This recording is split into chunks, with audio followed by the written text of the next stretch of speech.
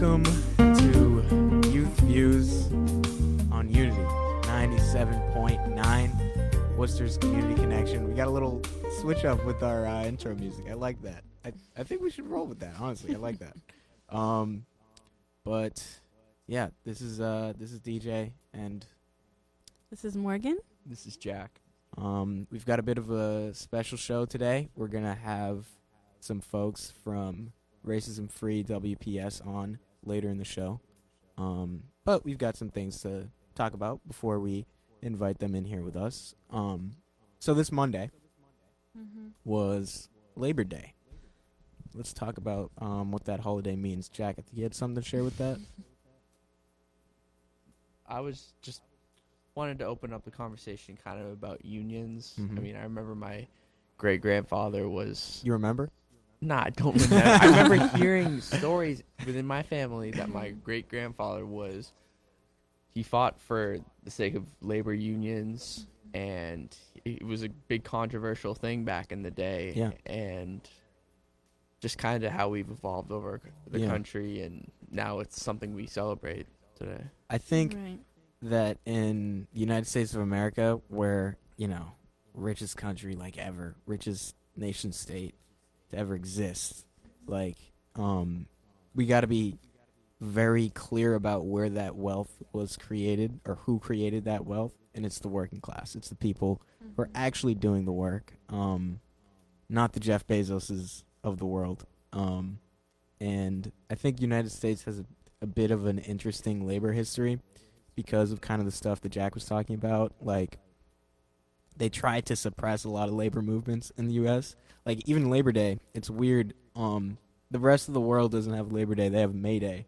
But, I don't know, as a mark of not being in solidarity with the rest of the world, the United States has its own day to celebrate labor. But I like Labor Day as a holiday because of the idea, the concept. How would that be different than May Day from Labor Day? Like, where's the... It's is there any just technicality about it? I don't know. I'm not sure, but I just think it's strange that I'd have to look into it a little bit more. I was trying to quickly, but like where the origins of actual Labor Day were, because I think that there probably was a time in the United States where May Day was celebrated as the day where we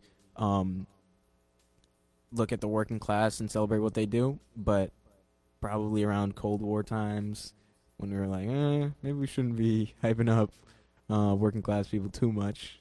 And then they came up with their own watered down version of it. So yeah, don't we have our own version of May Day? I think it's May 1st. Do we hear about that though? No, it's very... Yeah. Do you celebrate Labor Day? Labor Day cookouts? Usually. Day. Not this year though. Schools didn't. I mean, if you were on the way UMass actually had their schedule, Yeah. we don't even have real Really? vacations. So Oh. I had a class on Labor Day. Really? Yeah. Yeah, a lot of colleges had classes on Labor Day. I did not. My school does not do what is known commonly as Columbus Day in any capacity. It doesn't recognize that day, the first or second Monday in October, whenever it's recognized as a federal holiday. My school said, screw that. Normal day, which I respect, but I would like a day off, and we could call it Indigenous Remembrance or... I feel like Labor Day isn't celebrated, though. What do you mean? Like that a lot of times. What do you mean? When you see Labor Day, you see a lot of American flags. Yeah, that's and what I'm saying. So Okay, it kind of throws off the message. The vibe is the totally vibe is killed totally by killed. what they do.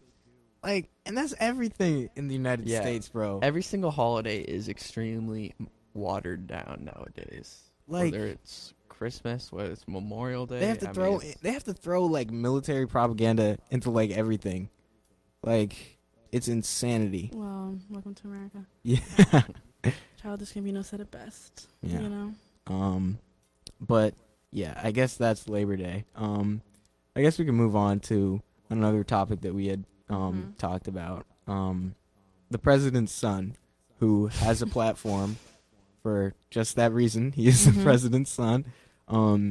Said or tweeted or something.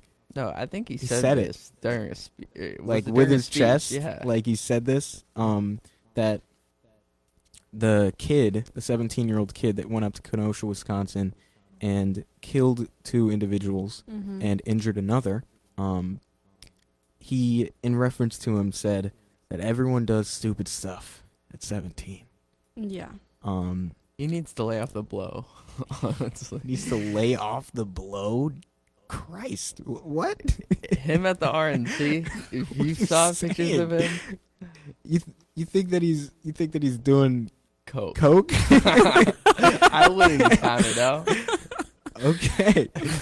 I mean, I don't think that you can be in some right state of mind to say that everyone does stupid stuff at 17. Yeah, 'Cause, like, in reference to a like, shooting that I killed think multiple people. That's correct. Like, there's definitely stuff that I did when I was 17. Like, I wouldn't do that again. That was Yeah, but awful. you're black, And so it's different. it is different. Yeah, and that's the thing. That was like the statement. I think obviously that's why it was Yeah. like because if it was if it was a young black boy at 17 Yep. years old, he'd be locked up for Tamir- life. Tamir Rice, Right. he didn't even do anything, Mhm. and he was 12, and he's dead. Not I'm funny. like, it's not. awful. It's awful. No, it's awful. Yeah. And it's a way that the whiteness of that kid can protect him. And white privilege is literally like a shield. It is nuts. I mean, it is the nuts. fact that Donald Trump Jr. The fact that he said that Yeah, shows that white privilege is a shield. bro. Okay, because Like, he has the freedom to say such things. That is so incredibly insane. I cannot imagine what the reaction from not only Donald Trump Jr., but the police responsible for locking up that kid, a whole bunch of other people. I don't want to think about what their reaction would be if that kid was black. Like, it's unfathomable Thugs, to me. Right? Yeah. That would be the conclusion. I right? think mean, they would make, that's- for lack of a better word or term, they would make an example out of him. Yeah. 'Cause like, what was the name of that guy? Like a couple years ago in LA, Chris Dorner. He killed some people. Like, he went kind of off the rails. But like, the way that LAPD, with its like $6 million budget or however much it is, took him out was like inhumane. Like, and I think that, were you gonna say something? No, go ahead. I think that's like perfectly emblematic of how America deals with things that it perceives as threats to the white supremacist power structure, right? Mhm. Like, 9/11 just passed, and that's another thing we can talk about, I guess. The aftermath of 9/11, like, not even the horrible Islamophobia within the United States of America and American citizens like committing hate crimes on other people living in America, but the mass surveillance by the government, the million Iraqis that they went over and killed, the constant bombing of the Middle East that's been happening since 9/11 was the first. Last week was my birthday. We know that. 9/11 was the first Tuesday of my life, and I haven't seen a moment like I don't think I lived a month before the war in Afghanistan started. Like, it started in October of that same year, and they have it's still going on. It's the longest ongoing conflict, It's justified. and that's Right? Like, that's it what they is. say. Right. That's what they say. That's what they say. It's the longest ongoing conflict in American history, and for what?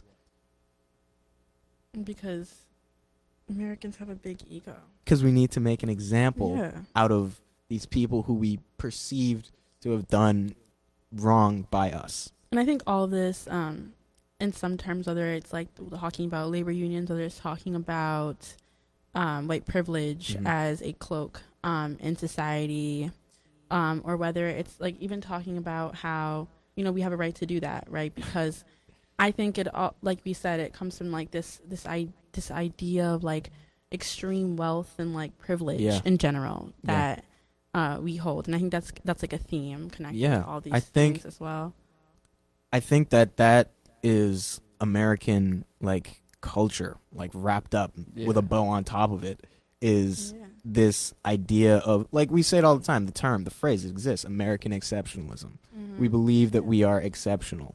And I think that like idea is kind of like you can trace the line directly back to like colonialism, because Europeans found themselves to be exceptional, went into other parts of the world, and they were like, you aren't exceptional, and we're gonna make you more like us, and then that is how we ended up where we are today. Right. And that idea, now probably better phrased as whiteness, of this is our cultural norms, and if you deviate from that, then you are going to be, you know, punished in one way or another. That idea is so incredibly strong, and we can phrase it however we want to phrase it. We can call it American exceptionalism, we can call it American culture, we can call it whiteness, but at the end of the day, what it is and what it serves is white supremacy. Jack? You're White person here?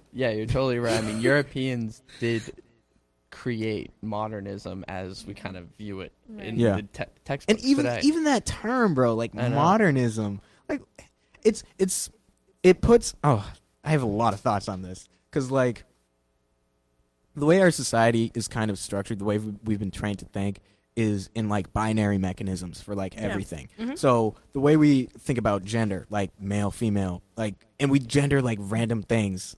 Oh my god, I have so many thoughts running through my head. I'm trying to stick with one right now. But like modern, the opposite of that in a binary way of thinking would be primitive, right? So Europeans are modern, but Africans, South Americans, indigenous people, Asian people, they're primitive. So they need to be brought into the modern world with violent force, and that's exactly what has been happening. And it's all about perspective in this Literally, yeah. Like example that you made. Like Europeans have just had this superiority complex throughout history. And Yes. unfortunately, that's kind of what we deal with in America, I think, as a result with white supremacy. And Without a doubt. And it's continuing, and it will And continue. it will continue because we're sitting here and I think things are pretty bleak. I'm going to be frank about that. But I think I always say this, like, if there's one person if the idea has been put out that like we can do better than this, I think that like we can emerge from white supremacy. Like, call me an optimist, but like I feel like we can do better, and I think there's people that know we can do better, and they're working hard to make sure that we aren't stuck in this forever, because we've been Right. stuck in it for a couple hundred years, and it kind of blows, not gonna lie. So we're actually going to wrap this up for right now. Next time, we're going to have some guests on from Racism Free, and they're Yeah. going to talk with us. DJ? We are so excited for that. You've been listening to Youth Views. We'll be right back on Unity 979, Worcesters Community Connection. Stay tuned.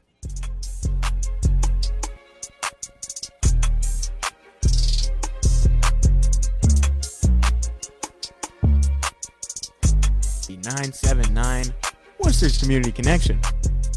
We are here now, joined by Racism Free WPS. I am more than excited to have this conversation with you folks. So I guess we can get right into it. You could start off if you want. Okay. We just want to know, how did you guys come together as a group, as an organization? How would you define it as well? Is it an organization? Is it just the Instagram account? Mind you, I'm sorry, they have like 3,000 followers on their Instagram. So Yeah, we that's should have great. given It's a them a great full platform. intro. Yeah. Yeah, Yeah. they're very consistent. Go ahead, you can go now. Hi, y'all. So we identify as an organization, a community organization. We're about 15 people right now, ranging from recent alum of Worcester Public Schools. We're all kind of like college age or recent graduates. And we also have some high school students.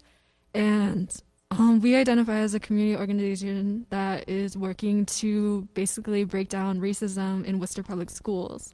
So we were formed after the protests in June around Black Lives Matter in response to police brutality and the recent conversations about racism in institutions. So as y'all know, Worcester Public Schools has a problem with racism. I mean, I feel like that's We've talked pretty about it. You can blatantly self-explanatory. say it. Yeah. You shouldn't be afraid to come out and say that.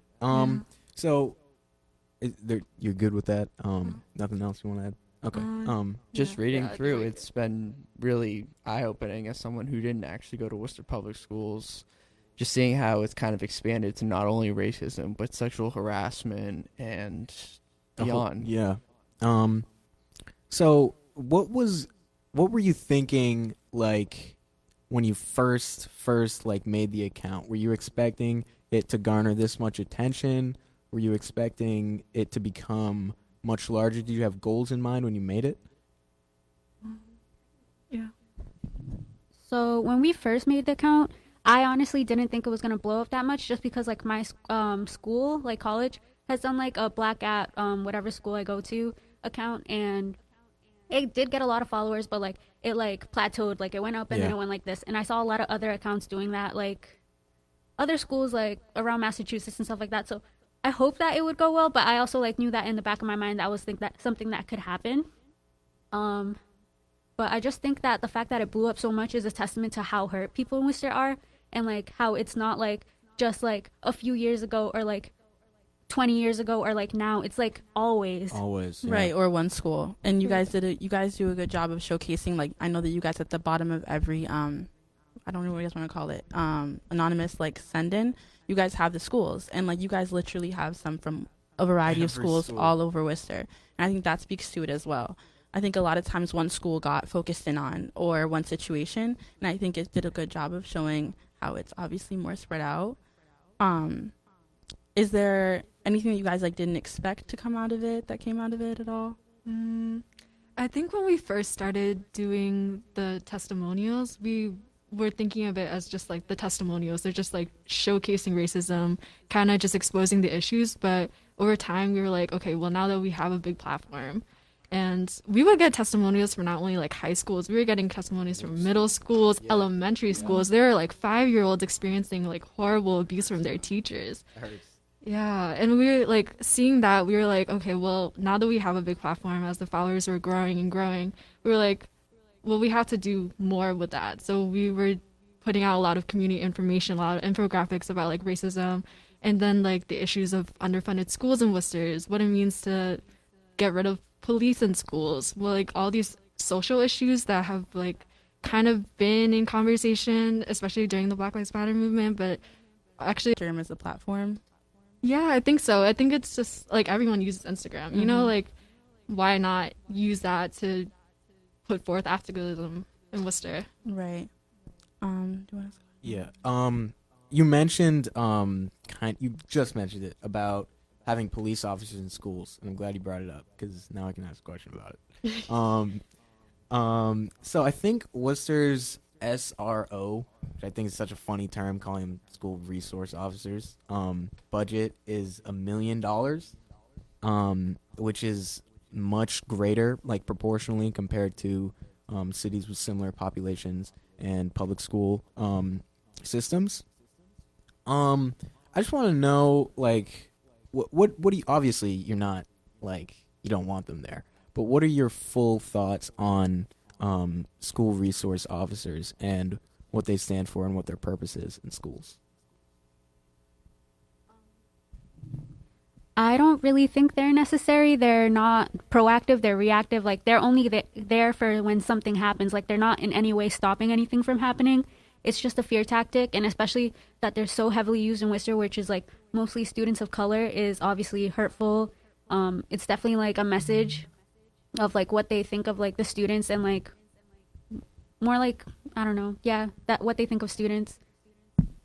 And I think oftentimes people are like, oh, there's like to protect the kids, like they're there to like stop school shootings. First of all, the statistics of that, just like when have SROs actually intervened in school shootings? It's a very low percentage, let me tell you, like very, very low. And when they're actually like going around the schools, they're mostly policing and harassing like students of color. Like the suspension rates for students of color in Worcester are super high, like triple, quadruple like the rates of white students. And those are all evolved because of SROs and this increased policing in schools. They're primarily to discipline, but why are you disciplining like 12-year-olds? You know, like why are you disciplining like 13-year-olds? They're kids. Good question. Yeah. I would say they kind of set the tone for a certain level of like authoritarian. Yeah. Like, it's not really a learning environment when Yeah. you're walking the halls. They completely change like- everything. Yeah, I mean, people have a negative connotation to Their policemen. physical, and their it's some of it- physical. I think that their physical presence in schools is harmful. I agree. I've witnessed firsthand police officers dealing with kids, with young people, and it is not good. Like, just especially students of color, just to have them interact with police from a young age is harmful, not only to their psyche and their learning experience, but for people who, like, their big thing is like, oh, we want to improve police community relations. The best way to do that is not by putting, like, first of all, I don't care about all of that, but the best way to do that is to not put cops in schools and have them more or less putting their hands on kids and disciplining kids in negative and harmful More ways. or less, it's not to More. improve community relations to have cops in schools. It's to Just over enforcing. it's to continue Yeah. putting the mentality into little black boys and little black girls' heads Yep. that this is what you That should you're a expect, criminal. that you're going to come in contact with You are a cops your whole criminal. life. Yes. And I know that on your Instagram page, you guys also, like, in your infographics, you guys talked about the school to prison pipeline, I believe.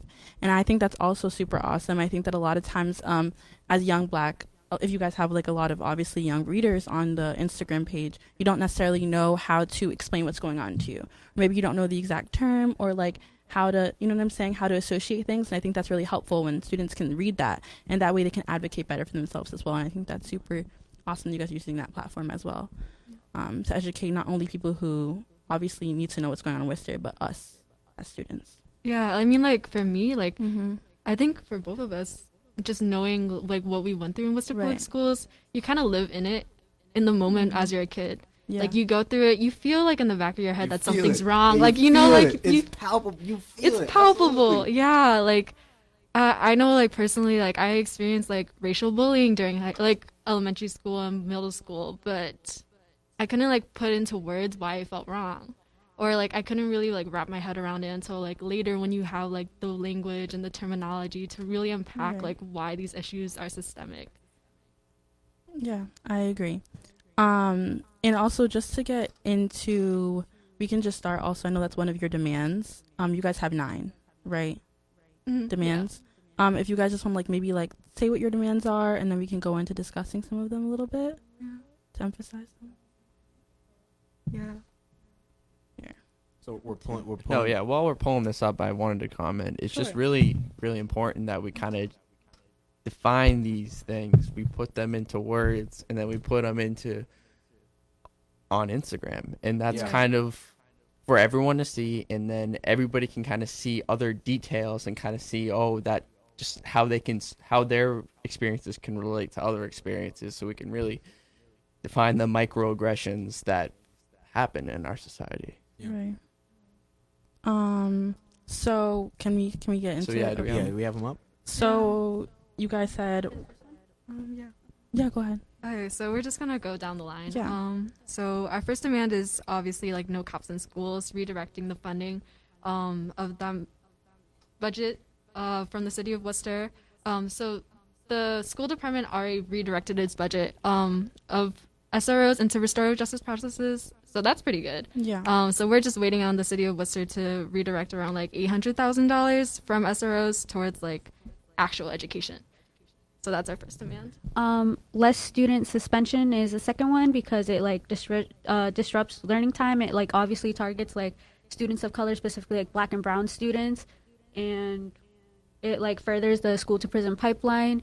Also, like it wouldn't be that difficult because they would take like funding from like the SROs into like making sure that students are suspended less and like given more like if for some reason they are in trouble for like whatever reason, they're not going to get suspended. They're going to get like an inclusive packet or like something so that they're not missing out like on their education. Or in-house suspension. Yeah. Our third demand is for an inclusive dress policy. So what that is Seattle Public Schools actually implemented this, but it just means like the dress code just solely asks that you wear a top, bottom, and shoes, and that you don't wear anything that's unsafe or like showing like nudity. Right now, Worcester Public Schools has a much stricter dress code policy. Health and consent classes, just because STDs and teen pregnancy rates are higher than the state average. Ineffective abstinence education is what we have right now, and it's not really helpful. Okay. So yeah, we're gonna finish yeah. up when we come back. We're gonna get to the and- rest of those demands. Yeah. Okay. But for right now, you're listening to Youth Views on Unity 979, featuring Racism Free WPS, which is Community Connection. We'll be right back. Sorry, yeah, they're 15 minutes, so then we have to Okay. wrap it up like the last two. 979, which is Community Connection. We are here still with Racism Free WPS. Now, before the break, you guys were going through the demands that you had. I think I kind of cut you off a little bit, so if you could keep going with that list, that would be fine. So our next demand is cultural competency. So like mandating cultural competency for teachers, staff, all faculty, anyone who works in Worcester Public Schools. It's supposed to already be happening, but to the extent in which it's successful, we're really curious. We want this process to be overseen by the students. We want there to be student input. Mental health competency. There's like too much mental health. Not too little mental health counselors like in the schools, and it would hopefully prevent possible like self-harming. Our seventh demand is an ethnic studies curriculum to be implemented throughout Worcester Public Schools. So ethnic studies is this discipline that basically teaches about like race and history, and like a lot of the narratives of communities of color that are often not included in history or like these broader topics. So we want there to actually be teaching of race. Like we want students to know what race is and be able to talk about racism. Diversity counselors, just counselors that like are specifically there for like the students of color to like talk about what's going on, understand them, like basically like be able to talk about like race relations, I guess. And then our last demand is environmental transparency. So there is a problem with like PCBs, asbestos, and other like environmental pollutants in a lot of Worcester Public Schools, and we recognize that the school department is implementing a lot of changes, but we want we want clear communication at every step of the way. So we want parents to know exactly what's going on. We want kids to be aware of it because this stuff is going into their bodies. So even as these schools are being fixed up, we need to know those things.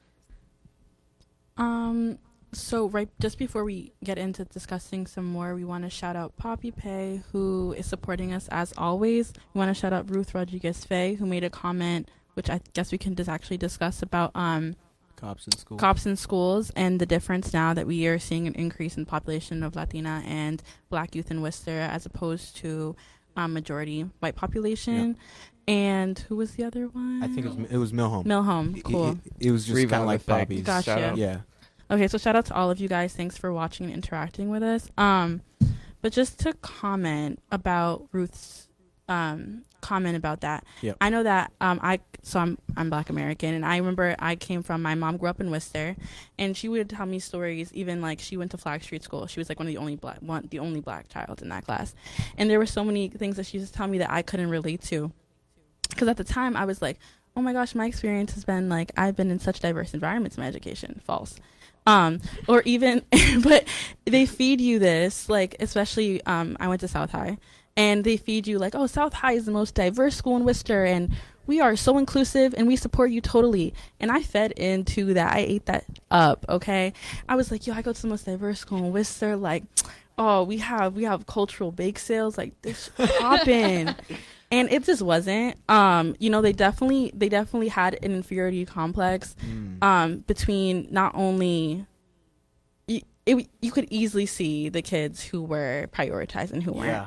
And even when I was in class, like my mom always told me, like, you have to try twice as hard as the person next to you, because the next person next to you is gonna be a white man or white boy. Yep. And a lot of times, especially in like the environment that I was in, it's kind of going off topic, but just our experiences, I guess. Like if I sat next to class and there was a certain white student who was always like top, it was always like these white kids that were top of my class, and I thought I was right up there with them, and I remember looking at them like, man, I gotta do twice as hard next to you, like I have to try twice harder on this test just to make sure that I'm looked at and seen, right, when you apply to colleges.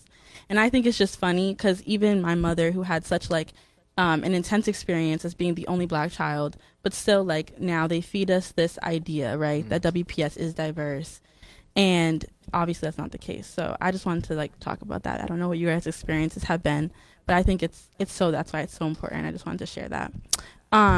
But to get back on topic with what you guys were saying about some of your, I guess, like, your demands. I think we can discuss Sure. a little Sure. bit related to, I think it's the first one, demand one, Okay. kind of with Ruth's comment Okay, about how we didn't see cops, Okay. as many cops in the schools until the demographics of the schools started to change. There started to be more students of color, Black and brown students, and in with them came the police. If I could comment, I think that kind of exactly speaks volumes to what Jack was saying, and what we've all been saying at this table about they're literally just there, like, for intimidation purposes and to kind of reinscribe the idea that these students of color are criminals, or they're to be perceived as criminals. Or just needed to be enforced more often. Yeah. And I think, like, it's so clear, it should be crystal clear to anybody that there's no need for children to be interacting with police officers in their schools. But it's like the real reason that they're there is so plainly in front of our faces. And I think that Worcester and Worcester Public Schools needs to listen to racism free. Because I think that this first demand, while all of them are absolutely critical, I think that this first demand about cop-free schools is enormously important because of just the message that it sends to students and to students of color. Also, the message that it sends, I think, to faculty. Yeah. I think that personally, I think that it also provides certain faculty with this safety net. I think that we see a lot of teachers who are coming in from Grafton, coming in from Middleton, like these little small towns outside of Worcester, and here they are teaching. I'm a mostly minority class of kids who are inner city kids who come from a home where their kids aren't being raised in, not their household. So then these cops in schools provide those teachers who are not from Worcester with that, okay, like they're there almost too. And I think that that's also something to acknowledge is that, and I know you guys were also calling out and having teachers speak a little bit, right? Or some teacher stories too. So I don't know, but I think that's also something to acknowledge with the cops in schools as well. And I think, and it reminds me of their name, student resource officers. Like, they're there to support the teachers in disciplining students. Like, that's one of the things that they're supposed to be doing. Yeah, what kind of resources do they really have? Let's be honest. It's like I think the best way to support teachers is making sure that they have good salaries, and that they have enough school supplies in their classrooms, not police officers. I guess that's just me. But, like, I think this is something I wanted to talk about, like, a while ago, but I think it's like 93 of the top 100 earners from the city of Worcester are police officers. Yes. Like, what the? Like, that is so insane to me. And that's a little bit outside of, like, the school realm of it, but I think it's still, like, really bad that we are using police and viewing police as something that is so incredibly necessary, and we need to keep them around, and we need to make sure that they're well taken care of with their great salaries. But meanwhile, we have teachers in Worcester who are buying supplies for their own classrooms, who are forced to sometimes take on another job just to sustain themselves. And it's like the work that they are doing, you know, educating children in our city is so incredibly important. And we're not making sure that they have enough support. And part of the reason is because resources are being used to pay cops to patrol schools and scare children. Yeah, well said. I think that's true. Also, when it comes to your demands, I know you guys only have 9. Well, they're a great, important 9. But how did you guys narrow down to 9 demands in that way? Because it's very concise. Yeah. I guess we looked at the Instagram thing, anonymous submissions, and what was like most prominent, like what kept coming up, like between like the students, especially like the present students right now, like what are they going through right now? Yeah. Okay, cool. So it was like based on people who were submitting. Yeah, we had a form out that was like basically what change do you want to see in WPS. So we got like community input too. And I guess like narrowing it down, these were things that just kept coming up. So like for mandatory health and consent courses, of course, like big problem with sexual assault throughout Worcester. All of these other ones like ethnic studies curriculum, like if we had an ethnic studies curriculum, maybe students would be able to recognize the issues of racism much earlier on, Right. you know? Okay, well, we'll be back and we'll talk about your protest tomorrow. And then anything else you guys want to shout out, DJ? Yeah. You've been listening to Youth Views on Unity 979 Worcester's Community Connection. Stay tuned. Anything else you want to say about you guys? We just